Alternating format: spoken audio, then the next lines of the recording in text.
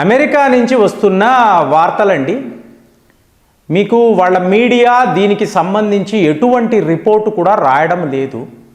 ఇప్పుడు ఇన్సాల్వెంట్ అని ఒక మాట అంటారు ఇంగ్లీష్లో.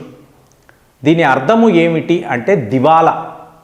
సో యుఎస్ఏ ఇన్సాల్వెంట్ అని చెప్పి వాళ్ళు మనకు మెసేజ్లు పంపిస్తున్నారు. మీకు సింపుల్గా అర్థమయ్యే భాషలో నంబర్స్ చెప్తాను, ఎక్కువ కాంప్లికేషన్ అక్కర్లేదు. ఇప్పుడు అమెరికా యొక్క ఆస్తులు, అసెట్స్ మీకు 6 ట్రిలియన్ అమెరికన్ డాలర్స్. అదే వాళ్ళ అప్పులు, లయబిలిటీస్ అన్నారు అనుకోండి, 47 ట్రిలియన్ అమెరికన్ డాలర్స్. అంటే 41 ట్రిలియన్ లయబిలిటీస్ మీకు ఎక్కువే. మీకు అప్పులు ఎక్కువ, ఆస్తులకు మించి అప్పులు ఎక్కువ ఉంది. దీన్ని వీళ్ళు ఎలా తీరుస్తారు? తీర్చడం కాదండి. ఇప్పుడు ఇరాన్తో యుద్ధము అన్నారు కదా, 25 రోజులకు వీళ్ళు 25 బిలియన్ అమెరికన్ డాలర్స్ ఖర్చు పెట్టారు.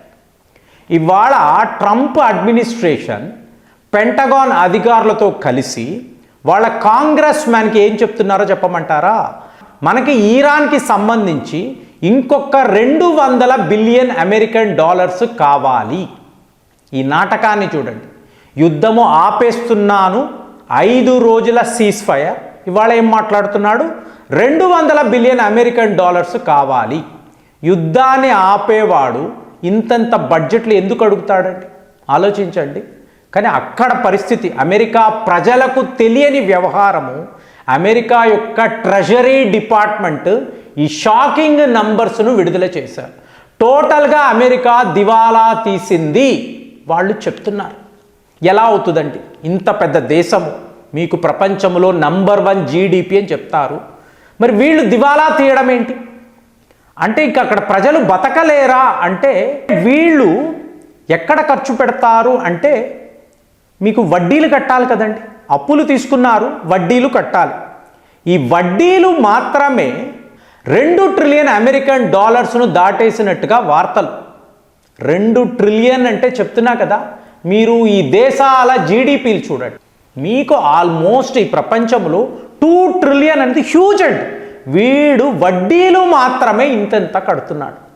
అలాగే వెటరన్స్ పెన్షన్స్ అని అంటారు, 15.47 ట్రిలియన్ అండి. ట్రిలియన్.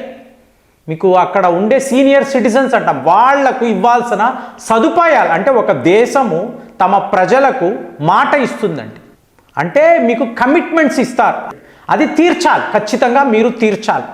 తీర్చలేని పరిస్థితిలో అమెరికా ఉంది. ఇంకొక విచిత్రం చెప్పమంటారా? ఈ మెడికేర్ని అంటారు చూడండి. మీకు అంటే మీకు వైద్యానికి సంబంధించి, అలాగే సోషల్ ఇన్సూరెన్స్, సోషల్ సెక్యూరిటీ ఇవ్వాలి. దీనిని ఇందులో మీరు కలపకూడదండి. అంటే 41 ట్రిలియన్ లయబిలిటీస్లో ఇవి ఉండవు. ఇప్పుడు ఈ సోషల్ ఇన్సూరెన్స్, సోషల్ సెక్యూరిటీ ఎంత అంటే 78 ట్రిలియన్. అంటే గత 75 ఏళ్ల నుంచి వాళ్ళు ఇస్తున్న కమిట్మెంట్స్, ఏ ప్రభుత్వమైనా, డెమోక్రాట్స్ అవ్వచ్చు, రిపబ్లికన్స్ అవ్వచ్చు, వీళ్ళు ప్రజలకు కమిట్మెంట్ ఇస్తారు. మా ప్రభుత్వాలు మీకు ఇంత మంచి చేస్తున్నాయి. సోషల్ ఇన్సూరెన్స్ 2024 78 ట్రిలియన్ అనుకోండి, 2025 ఫిస్కల్ ఇయర్ 88 ట్రిలియన్ అండి. పెరిగింది కానీ తీర్చలేకపోయారు, డబ్బులు లేవు. సోషల్ సెక్యూరిటీకి డబ్బులు లేవు, సోషల్ ఇన్సూరెన్స్కి డబ్బులు లేవు. ఈ రెండిటినీ కలిపితే 136 ట్రిలియన్ కమిట్మెంట్. అంటే ఇది అమెరికా యొక్క జీడిపి కన్నా 5 రెట్లు ఎక్కువ.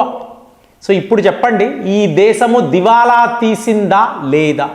సో దీన్ని వీళ్ళు తలకిందులు తపస్సు చేసినా కూడా తీర్చలేరండి.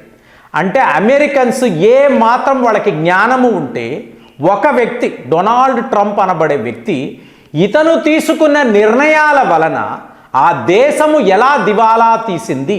ఇప్పుడు అమెరికా యొక్క ట్రెజరీ డిపార్ట్మెంట్ ఇదంతా విడుదల చేస్తున్నారండి. ఇంతవరకు ద స్ట్రాంగెస్ట్, మోస్ట్ రిలయబుల్, వాళ్ళ వడ్డీ శాతము కూడా బాగుంటుంది, కరెక్ట్గా రిటర్న్స్ ఇస్తారు అని చెప్పి మిడిల్ ఈస్ట్ దేశాలంతా కూడా నమ్ముకొని వాళ్ళ లాభాలనంతా తీసుకువెళ్ళి ఈ ట్రెజరీ డిపార్ట్మెంట్ బాండ్స్లో పెట్టేవాళ్ళు.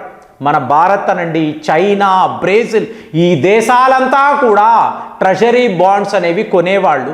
కానీ ఇతను వచ్చిన జస్ట్ 2 ఇయర్స్ ఒకరికి కూడా అమెరికా మీద నమ్మకమే లేకుండా పోయింది. దాంతో గత 12 నెలలలో ఈ విత్డ్రాల్స్, ఈ ట్రెజరీ బాండ్ విత్డ్రాల్స్ చూసారు అనుకోండి, డంపింగ్ అంటాం చూసారా, మీకు ట్రిలియన్స్లో ఉందండి. అంటే ఇంత ఫాస్ట్గా 75 ఏళ్లలో వాళ్ళు కాపాడుకుంటూ వస్తున్న నమ్మకాన్ని జస్ట్ 2 ఇయర్స్లో ట్రంప్ అనబడే వ్యక్తి లేకుండా చేసేసాడు. ఒక వ్యక్తి తీసుకునే నిర్ణయం వలన మీకు ఎలాంటి నష్టాన్ని ఆ దేశము చూస్తుందంటే, మరి ఇందులో షాడో గవర్నమెంట్ ఏంటండి అంటే అక్కడే మనము చూడాలి. బ్లాక్ రాక్ షాడో గవర్నమెంట్లో అగ్రగామిగా ఉండే సంస్థ. ఇప్పుడు మీరు గచ్చిబౌలి అన్నారనుకోండి, ఒక 50% బిల్డింగులు, రియల్ ఎస్టేట్ ఇవంతా బ్లాక్ రాక్ కంట్రోల్లోనే ఉంటుంది. భారతీయులకు తెలియదు. ఏమండి ఫలానా కంపెనీ కదండి, ఫలానా కంపెనీ అనుకుంటాం. వాళ్ళ వెనుక ఎవరు పెట్టుబడులు పెడతారు, ఈ అసెట్ మేనేజ్మెంట్ ఎవరు చేస్తారు అంటే బ్లాక్ రాక్. సో వాళ్ళు డైరెక్ట్గా అమెరికా నుంచి 2 ట్రిలియన్ అమెరికన్ డాలర్స్ను మేము వేరే దేశాలలో పెట్టుబడి పెడతాము, ఇక్కడ ఈ ప్రభుత్వాన్ని ఎవరూ కూడా నమ్మేలాగా లేదు. ఒక్క బ్లాక్ రాక్ 2 ట్రిలియన్ అంటే ఇలాంటి సంస్థలు ఎన్ని ఉంటాయి?